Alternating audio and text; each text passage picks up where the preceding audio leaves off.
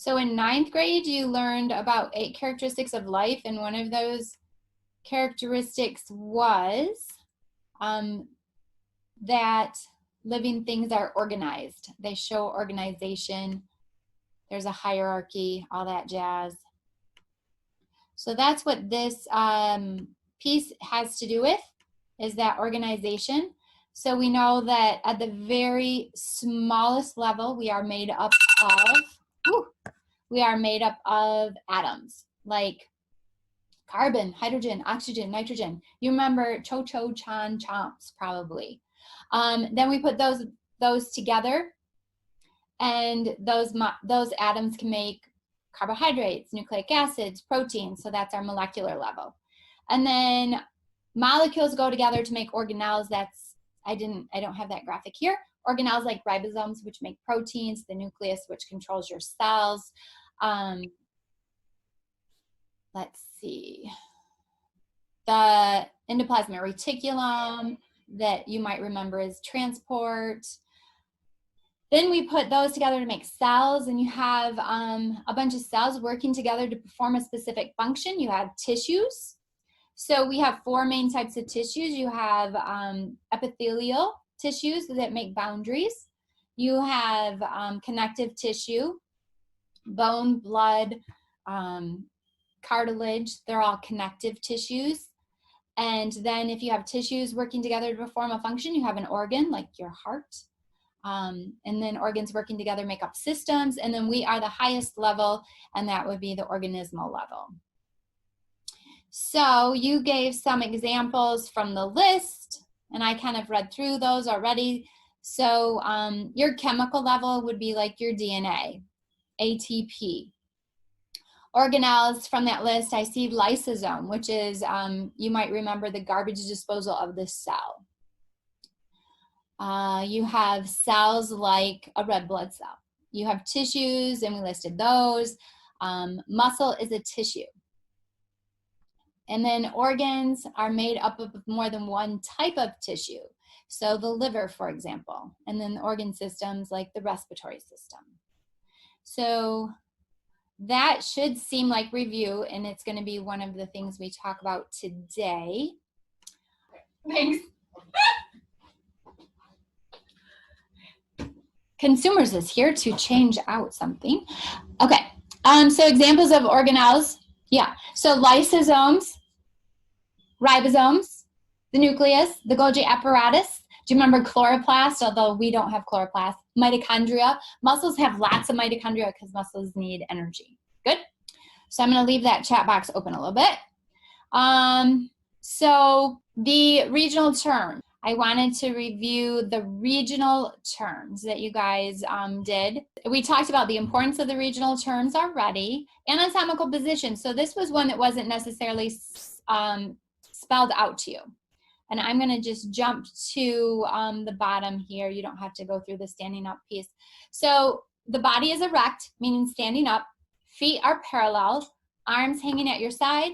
Hands held forward. Palms and feet facing forward. So when we refer to our directions, it's important that we're all referencing from the same direction, right? Because if I'm talking anterior and I'm looking at something from the front, but you're looking at it this way, and you think that's the anterior portion, right? So whenever we look at something, we want to orientate it in that anatomical position. And we put it, so like when we look at the heart, when we talk, it's hard when you look at the heart all by itself, like which side is the front, which side is the back, right? So you have to orientate it so it's facing forward basically, and then you can use all your directional terms. Directional terms, I just wanted to clarify some. So we did talk about them being in reference to each other. So superior and inferior, usually you only refer to with your trunk. So like the heart is superior to the diaphragm, and the abdomen is inferior to the thorax. I won't use superior and inferior to refer to appendages. We use different terms for that. So superior and inferior means above and below, but only in our trunk, our axis. Anterior and posterior, that's just front and back, pretty easy. medial toward the midline and lateral is away from the midline. So some people said middle and to the side, and that's fine. Referring to your hand when you're standing anatomically correct, your pinkies, I gotta make sure I'm in the view because I don't know if I'm showing you. Can you see my hand? So like if I'm standing anatomically correct, my pinky is medial to my thumb. My thumb is lateral. But like if I was like this, you might confuse what is medial and lateral, right? So that's an example of where being anatomically correct is important. So your hand is a good example. The pinky is medial and the thumb is lateral. Your nose is medial, your ears are lateral. Your belly button's medial, your hips are lateral. You get it. Proximal and distal are only used in the appendages. So this is where some people, they quite often, this is the most common mistake. People use superior and inferior in the arms and legs, fingers and toes. And so they should be using proximal and distal. And if you think of proximal, like if you try to approximate something, you try to get close to it, right? So proximal means close to the attachment. So like your shoulder is proximal to your elbow because it's closer to the attachment of my axis. But I can talk about a finger too. So you have 3 phalanges that make up your finger. The one closest to the attachment is this one here. So when you go to the doctor's office and you've broken one of your phalanges, they'll refer to the unit.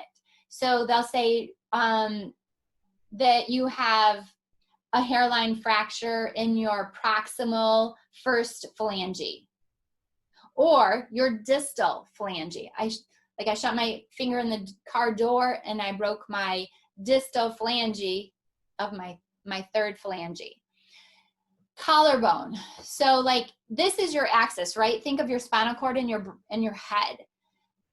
So everything attached to that is an appendage. So even your collarbone, if you have a break towards the middle, you have a break in the distal portion, not medial. I'm sorry, the proximal portion. And then you have distal away. So they'll use those terms to refer to the point of attachment. Superficial is just the outer layer, like your skin, and deep is inner layer. So we'll use these terms as we start to identify bones, parts of bones, specific locations of a bone, muscles as well. And then the regional terms, were there any regional terms? Like this just takes practice. Will you put in the chat box if there's any regional terms that you're still not clear on? Or if you want me to just start at the top of my head and work my way down. Was that something that, because normally I spend time with you on this, but I just want to make sure you guys are getting it without me. So between the hips is pelvic. And this information is in chapter 1 of your book, between pages 12 and 15. So I'm going to ask you all, I'm just going to give you a couple. Can you all put your finger on your buccal? So buccal is cheek, yes. Put your finger on your nasal, good. And on your frontal, good. Did mental show up? Mental is your chin. That'll show up on some things. I didn't think it was on those documents. I don't know why it's called mental, but I think I'm like, I wonder. And then that's my like mnemonic for this is mental, because I would use my mental brain for wondering. How about your deltoid? Can you put your hand on your deltoid? Good. How about your axial? No. Yes. No. That's not the one I wanted.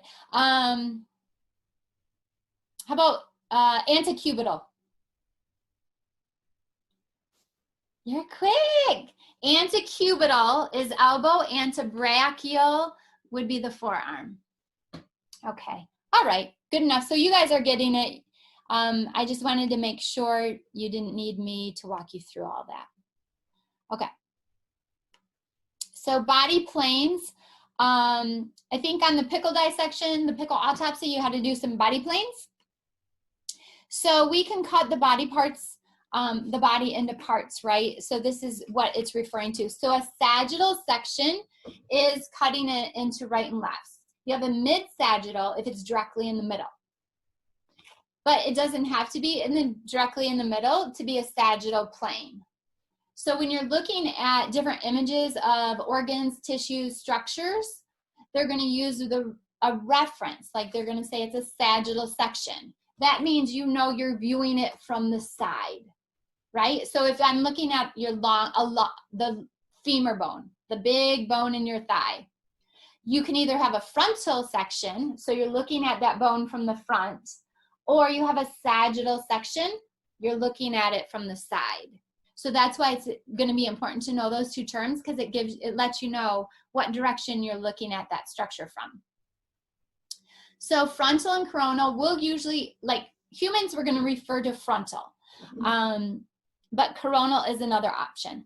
Transverse and horizontal planes, that's when it's cut horizontally. It'll refer to a transverse or a cross section. So again, you're going to look at different structures or images or graphics, and it's going to say this is a cross section of epithelial tissue. That means you're looking down on it versus a longitudinal section. Let's see, oblique is diagonally. When we get to talking about muscles, you have your external obliques. We refer to them as our love handles. Those are diagonal. This is showing you those planes. I think you had to do your pickle autopsy and create like a frontal plane, a transverse plane, or a sagittal plane. That pickle autopsy, you don't actually have to use a pickle. You can just draw a pickle, or you could grab a graphic of a pickle and insert that and then just put lines. I have posted this answer sheet in the Google Classroom so that you could double check your work from yesterday. This is the one we did yesterday, correct? Did you struggle with any from this page? You want me to jump right to them? When I ask these things, you can always throw them in the chat. You're like, I was confused about. Okay. Then you also did this one. I know there was, I see I need to fix this. Like here, orbital didn't have a letter. So a lot of people wanted to know what to do with it. I don't think you guys ended up with this one, did you? That's why you had problems. I just put R. Yeah, that's fine. Because that was in Okay. the letter. Good. I think that's what I had told people to do. I see I pulled up a different version of it.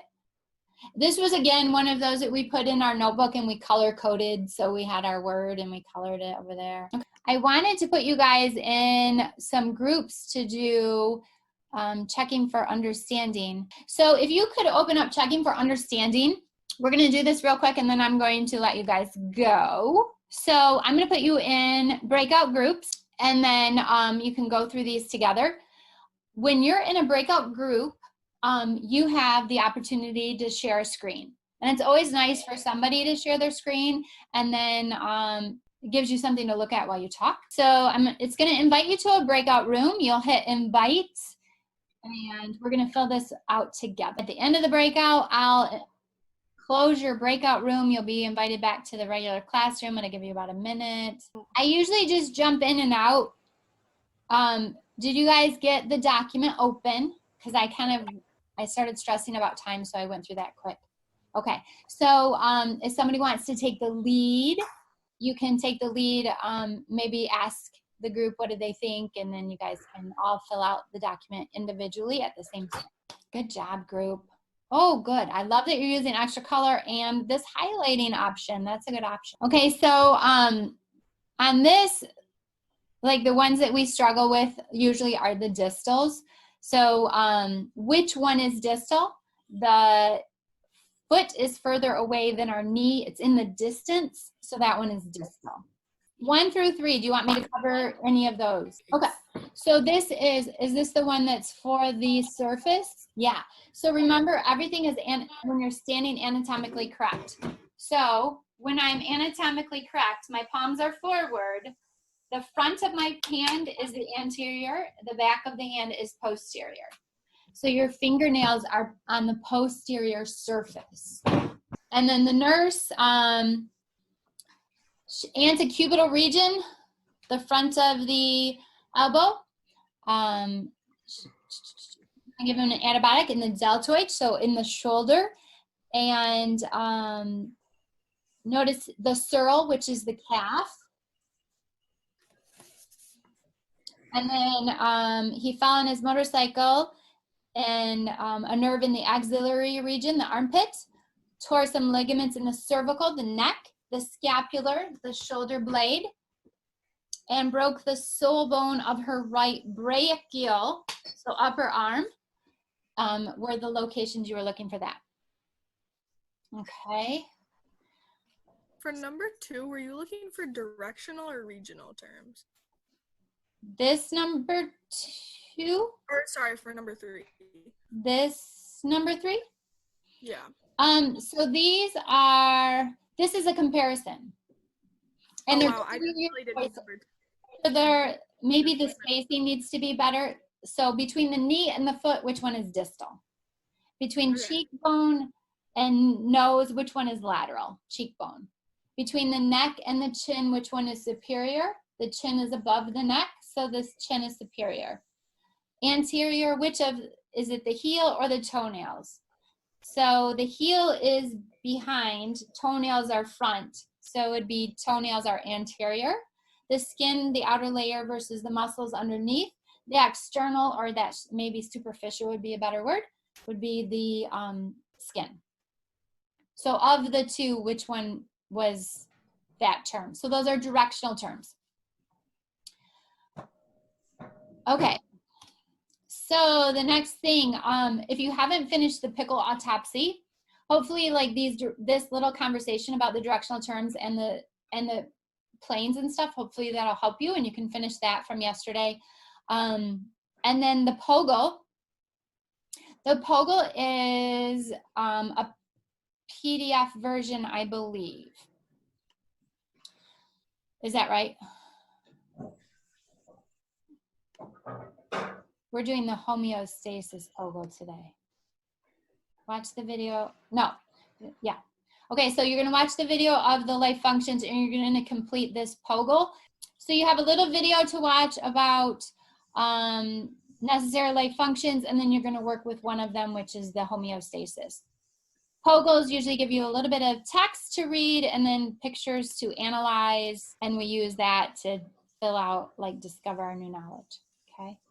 So I'll stay on for a little bit. If you guys have questions individually, or if you want to make sure you are able to get into everything, you can stay around. Otherwise, you're welcome to take off and finish the homeostasis stuff on your own.